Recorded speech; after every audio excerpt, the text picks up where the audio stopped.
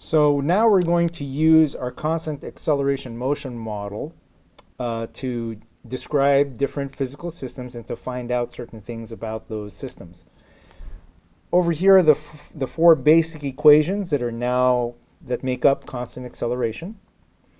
And to show our mastery or understanding of that mathematical model, we'll often be presented with descriptions of physical systems. We'll be given some data or some quantities about those systems, and then we're going to try to find other quantities, predict basically other quantities using the mathematical model of those systems. That's a long way of saying we're going to solve problems, okay? Physics problems using that model. The way to do this, and the way we're going to do this, because this is still a science class, we've got to make sure that we're not so much concerned about the right answer, because we don't know what the right answer is. We only know it's the right answer if we can understand how the answer was arrived at, and we agree that the way that the answer was arrived at was correct. That's what makes it the right answer. How can we quickly show or reliably show how we solved the problem? How do we arrive at the right answer? Our little acronym for our class is TLC. So this video is about the TLC of constant acceleration. Think TLC is how you show work. To give credit where credit's due, or to attempt to at least, I didn't make this up. I didn't make up that acronym. I got it from another teacher that I never met in person. It was at an online workshop. I remember their face, but I forgot their name. Shame on me. But they came up with TLC. Can't forget it, because we all know TLC is tender loving care. And I hope that's the attitude you have when you use it with any of our physics models, right? It's the tender loving care of that model. Oh, isn't that nice? But how does it really apply?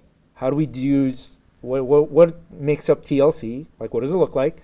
And instead of a general answer, we're just going to demonstrate. So I'm going to use problem number 36 on page 129. So you may want to pause the video and open that problem up in a separate tab so that you could read along or see where I'm getting my information. Okay, I'm presuming that you now have in a separate tab page 129 from the workbook, from the textbook, and you're looking at number 36. Okay, so let's work on that problem. And in that problem, Jane is riding a bicycle.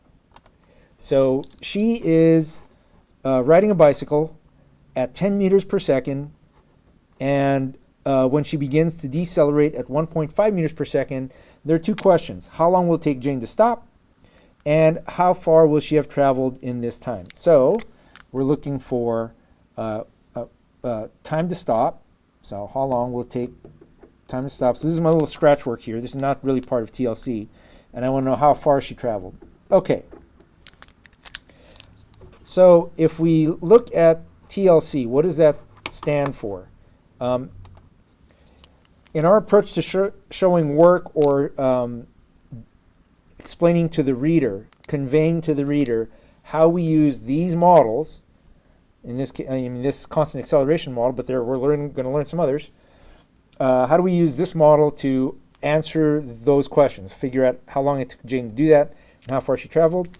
TLC. The T actually stands for translate.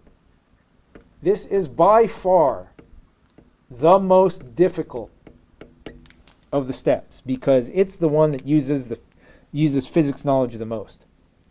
When we translate, just like outside of physics, right? If you translate, you're going from one language to another. And if you look at this problem, it's written in English, but it's in words and numbers. We're going to translate it into symbols and numbers and physics. And one of the ways we're going to do that, highly recommend this, draw a picture. Draw a picture. Jane is on a bicycle. There you go. 2 wheels, 3 circles, that's Jane. She is traveling 10 meters per second. So I'm going to say, okay, velocity is a vector, so she's traveling 10 meters per second. Notice that if I pick a direction and label it 10, there's an implicit positive there. So I've also conveyed that positive is to the right. No, it is not. It's okay to write that. No, you don't have to do this all the time, but it could never hurt. So to the right's positive. and she's slowing down. Here comes the physics knowledge. So I've kept this here as if, on a reference sheet, on your equation sheet. Other physics knowledge is the following. Decelerate. I shouldn't have said this is physics knowledge. This is just English. Decelerate means to slow down. That's English. Physics, technically, if we're going to be really picky on our language, accelerate is the physics word for slowing down, because it's just a change in velocity with respect to time. Decelerate does mean slow down. So when you read decelerate, you think, I'm slowing down, but you got to translate that to physics. Well, in physics, when do you slow down? Well, it's when your velocities and your accelerations are different signs. So this box, the information of this entire box is in the acceleration worksheet that you already did. It may not look exactly like this, but the same information is captured. So if I'm moving in the positive direction and I have a positive acceleration, that means what? My acceleration is increasing, or I shouldn't say increasing. It's pointed, it has a positive sign, so it's got a direction. It's in the same direction as I'm moving, I'm going to speed up. If I'm going in the negative direction and my acceleration is in this, I'm accelerating in that direction, I'm also going to speed up. All of this is from the acceleration worksheet. Otherwise, I'm slowing down. So when you translate, you're bringing this knowledge with you. And when you read decelerate at 1.5 meters per second, you know that I'm actually accelerating opposite because I'm slowing down. If my velocity is positive, my acceleration must be negative for me to slow down. I have to be slowing down in that direction at negative 1.5 meters per second. Okay, what else happens in this picture? Well, because of the questions about what? They want us to know how long it took for her to come to a stop. A stop? She came to a stop. I don't have a stop pictured. She must have come to a stop. So there's Jane, and now she's come to a stop. 0 meters per second. Translating words to numbers. Why numbers? Because our physics model uses numbers. She stopped. They want to know how much time it took for her to do that. Oh, that means a certain amount of time elapsed from here to here. So I now have a movie, right? It's not a picture, an instant in time. Time has ticked away, and at some point, I come to a stop. So this is one way of letting your brain know time has gone by. They also want to know how far she traveled. Well, that means distance. I mean, they said distance she traveled. Physics knowledge. If I'm just moving in one direction, I don't need d for distance, because if I'm moving in one direction, displacement and distance in that case are identical. One correction, right? If I'm going backwards, then my distance might be 20 meters, but my displacement captures directionality, so I would get negative 20, right? In this case, I'm going in one direction. Physics knowledge comes in, and I can sufficiently describe how far I traveled with just displacement. Okay, I think I've translated what happened. All right? Oh, you might be asking arrows. Arrows are a good way to remind you that things are vectors. I'm not drawing an arrow here because there's no length, right? There's no size to the arrow. I'm stopped. Okay, we're not done translating yet. Physics knowledge. Here's a typical system. I've already, just by my choice of symbols, I've kind of blurred the lines a little bit in terms of translate, locate, calculate, because when I see time, I know time, it has a symbol from this model. I know how far I traveled has a symbol from this model. And it turns out, because time and length, right, how far I've traveled, are so common in the world, these are very common symbols across different physics models. This whole thing is a model of constant acceleration motion, but you might see t and delta x in other models that we look at, okay? But we're not done translating yet, because now that I've drawn a picture, I still look at what I'm trying to find. I know I want to find how long it took for her to come to a stop, so I want to find t, and I want to find how far she traveled, or delta x. So I'm going to use this model. Why? Because I know there's an acceleration. See all the physics knowledge? That comes into play. Right. To finish the translation, I would use the language of the model, the symbols of the model. And there's no harm in just writing them all down. Don't be lazy. So I'm just going to write. I'm just going to read, like this is on my equation sheet maybe. I'm just going to read off the letters in the order that they appear, it doesn't matter. But I don't need to repeat any, right? So xf, xi, vi, t, a. Delta x, I may not, if I've got these two, who knows? Well, you know what, I'll just keep it. And then what? Delta t and t, physics knowledge, they kind of mean the same thing. If what? If my t equals 0 seconds here, there's nothing in the problem that says it can't be 0, because I just want to know how much time elapsed. So I'm just going to go with t, and I'm going to remember physics knowledge, delta t is the same thing. I've got v average, and x, vi, and vf I've already got. Okay, once you have all the symbols down, the symbols represent the properties or quantities that make up your model. So now you're going to continue translating, and you're going to go, well, let's see. Do I know what my final position is? Please note, I'm not asking if I could find it. I just looked at these just to get this list. I'm not going to do any work yet. I'm just going to take inventory of what I know. So at this point, do I know what my final position is? No, I don't. So I'm going to give myself a box. Do I know what my initial position is? Well, they didn't say, so could I pick one? Sure. I start at 0. Do I know what my initial velocity is? Yes. Why? Because at the beginning of this picture, I was going 10 meters per second. Do I know how much time has passed by the time I get here? No. Do I know my acceleration throughout this journey? I do. Negative 1.5 meters per second squared. Do I know my delta x? No, I don't. Do I know my average velocity? No, I don't. I am done translating. I have now taken this problem, this description, and I have translated it into physics. Now, the next part, L is locate. What am I trying to locate?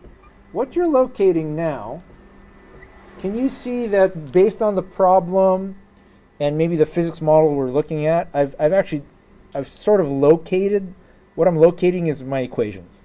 I've sort of located them already. So what this locate means is locate based on what you're trying to find. So locate based on what, given what you're trying to find. So I'm going to locate my equations. What am I trying to find? I'm trying to find time and delta x. Time and delta x. So I'm just going to put little markers here. I'm looking for that, and I'm looking for that. But physics knowledge, delta x is x sub f or x sub I, so I could put this one too, right? If I find either this or this, I've found my answer. Because if my initial position is 0, then my final position is the same number as my displacement, because displacement is x sub f minus x sub I. It's the difference between the two. Physics knowledge. Okay, so I'm looking for one of these. All right, so what equations might I use? Well, when you try to use an equation, the simplest approach is what? I need an equation with the thing I'm looking for and an equation that has where I know all the other numbers. Okay, so let's say I'm trying to find time t. Do I have a t in this equation? Yes, I do. Do I know x sub f? No. Darn it. I might as well try something else. In other words, I could work with it and see where it goes, but why not try to look for the simplest solution first, right?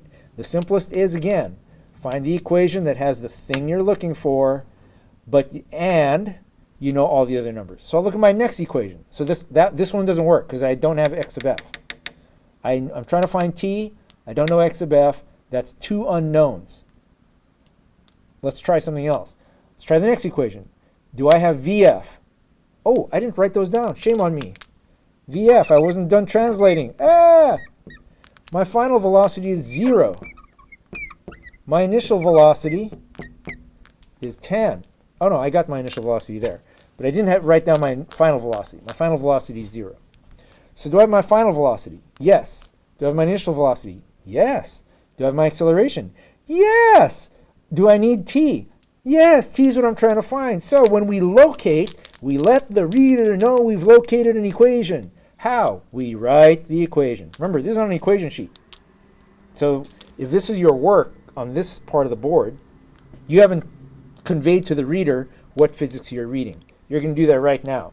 I'm going to go VF is equal to VI plus AT. And now, for the level of problems we're going to tackle first, I can just substitute, right? VF is 0. VI is 10 plus minus 1.5 times time.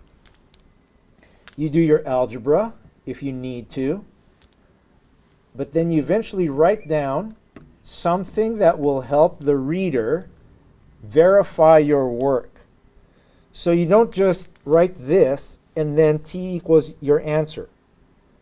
You want to write down, you should always, the last thing you should write is at least the thing you punch into the calculator. So I'm going to take, I could do the algebra a bunch of different ways, or a couple of, maybe one or two steps, but eventually you're going to see that t is minus 10 over negative 1.5, right? And then you do that, and whatever the answer is, you write it down, right? I'm not going to bother in this video to do the math, but you get an answer and the units. Oops, the units of time, not meters, seconds. Okay? Now, since we're looking for more than one thing, we're not done, right? But I would take that number and put it in there, because now you can look at the list again and realize, oh, I have another number now that I do know. Okay, what's the other thing we're trying to find? We're trying to find delta x. Delta x isn't obvious here, but you know you can get it because you have x sub f, x sub I. Do you know v sub I? Yes. Do you know t? I do now. So you could use this equation. Oh, and you know a. So the only thing that would be missing here is x sub f. So you could use that. X sub f or delta x isn't here, so remember these two are kind of the equivalent for this problem. So that's no good. I have a delta x here. Do I know VF? Yep. Do I know VI? Yep. Do I know A? Yep. I can find delta x. More than one way to solve a physics problem. Just for fun, I'm going to use this one. Do I have delta x? No, but that's the thing I'm looking for. Do I know how much time? Yep. Do I know average velocity? No, I don't. But for this one, equals, that means this is equal to this, which is equal to this. That means this is equal to that. So I could try to, if I ignore this for just a sec, do I have delta x? Yep. Do I have t? Yep. Do I have vi? Yep. Do I have vf? Yep. We could use that. So let's find delta x that way. Again, you could have used any of the other equations as well.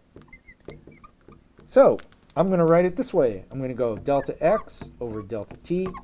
And since I'm not really using v average, I'm going to say this is the equation I'm going to use. Do not substitute yet. You state the equation. That way the reader goes, ah, I recognize the physics they're using. The next step, so if I use an arrow like that, read that as then, I can just plug numbers in. Delta x over whatever number that was, which I know. So if this was real, right, you'd plug that, you'd show that number here. That's equal to 1/2 VI, 10, plus VF, 0. And then you're home free, right? Delta x equals whatever. dot, dot, dot. You're just doing the calculator work. You're probably multiplying both sides by the checkbox, and you're showing the numbers that you plugged into the calculator, and then you've got your delta x in meters. You let the reader know I am done by putting a box around it. And if you want to throw it in here, that's fine, but you don't have to.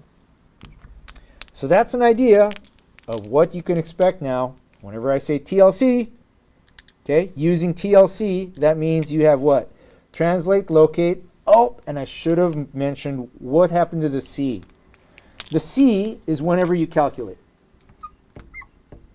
Now, you don't have to organize, you don't have to lay out your work like this, because that was a locate, calculate. This was a locate, calculate. So just because I say TLC doesn't mean that you have to do all your you have to do all your locate first before you do any calculate. You also don't have to label them. All right? The TLC is really, these pink cues are just ways, they're like toll booths for your brain, right? I want to pass through the translate toll booth. Done. I want to pass through a locate toll booth. Done. I want to pass through the calculate toll booth. Done.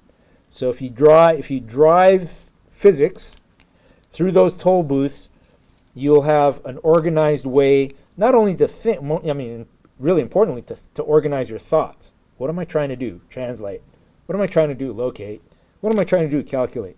But you'll naturally proceed through, you'll form a solution that will facilitate peer review. I see all this work, I'm like, this is easy. I believe this answer. I believe that answer. Look, I could see what is going on. I could see how they modeled it. I understand because you and I speak the same language. Okay? And that's how you do TLC.